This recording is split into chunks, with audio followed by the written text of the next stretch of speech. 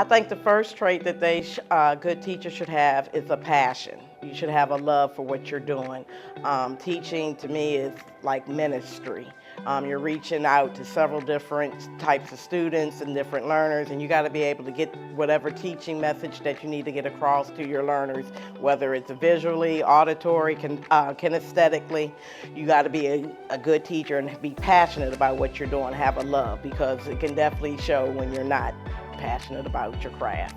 Another trait that I think a good teacher should have is respect. Have respect for your craft, for what you're doing. Have respect for the students that you're serving. Have respect for their families. Have respect for your coworkers and your colleagues that you work with as well. And with respect comes empathy. You got to be empathetic to some of the things that our students are coming from. We serve a demographic of diverse learners, diverse populations.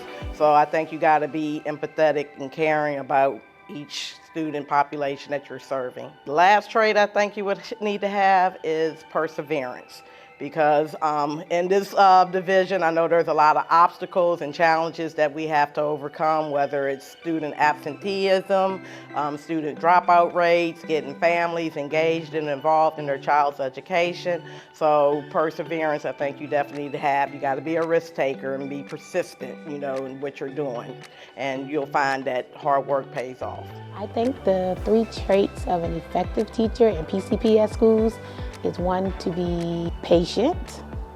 I say patient because every day is a new day. And some days they come in ready to learn, some days they don't. But if you're patient with them and they're patient with you, you're gonna make it through. The next one I would say is accountability, because although the kids have to take accountability for their actions, teachers have to take accountability for their actions. Being late, not coming to work, we gotta do our best to be there for the kids. The third trait would be to be adaptable, because everything changes so fast in Petersburg. Nothing stays the same from week to week or month to month. Even 9 weeks to the next, a teacher could leave, a teacher will get sick or anything. You just gotta be able to be adaptable and be ready for change. The 3 traits that I believe teachers need to have to be highly effective is resilience, cultural responsiveness, and innovation. Our students already have a lot going on at home, so I feel like when they're dealing with these obstacles that they face at home, academically, they're not able to perform in and out the classroom. So you have to be able to have teachers that are willing and able to be there, understand what's going on, and be able to help them come through whatever obstacle, hop over whatever hurdles they got to in order to get through. My second trait is cultural responsiveness. We deal with a lot of different students of different races, backgrounds, ethnicities. And we have to be able to help them in the classrooms. They are seen, they're heard, we understand them, we love them, we listen, and just help them to understand that we're there and that we care. The last trait is innovation. This actually helps us to help our students and help them to engage with us and spark those different curiosities and help them to understand that they can achieve far more when they have the tools that they need, and that we will do whatever we have to do to help them to bridge that gap together. I think the first trait that people need to be effective in Petersburg, or in teaching just in general, is patience. I think that's the most important thing, right? That keeps you from overreacting, that keeps you engaged, it keeps you thinking about what the kids are going through. The second thing I think probably is empathy, right? Making an effort to understand where these kids are coming from, having some humility about where they come from, because that changes the way that you interact with them, that changes the way that you discipline them. And I think the final thing for me, and it might not be for everybody, is I'm from Petersburg, right? This is my community. I'm invested in my community.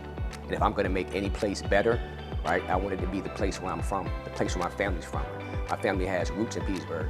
So I think honestly, if I was to teach anywhere else, or if I was to have the opportunity to, I don't know if I would have the same passion, because I wouldn't be as invested in that school district as I am in Petersburg. 3 traits I believe teachers should have are a passion for teaching, adaptability, and effort. Teaching is not just a job. Like, you have to have a passion for it. And our students can tell if you are here just to be here, or if you're passionate about what you do. Along with passion comes effort. You're gonna be intentional in your instruction. You're gonna be intentional in your delivery, and you're gonna be intentional in putting forth effort to meet the needs of all of your students. which in turns also comes with adaptability. You know, the only thing in life that is constant is change. There are always changes, whether it is a change from the district, from the Virginia Department of Education, or even just simply changes in your students' needs and them needing you to, your instruction to be different for them. I think the three traits are empathy, passion for the subject, and adaptability.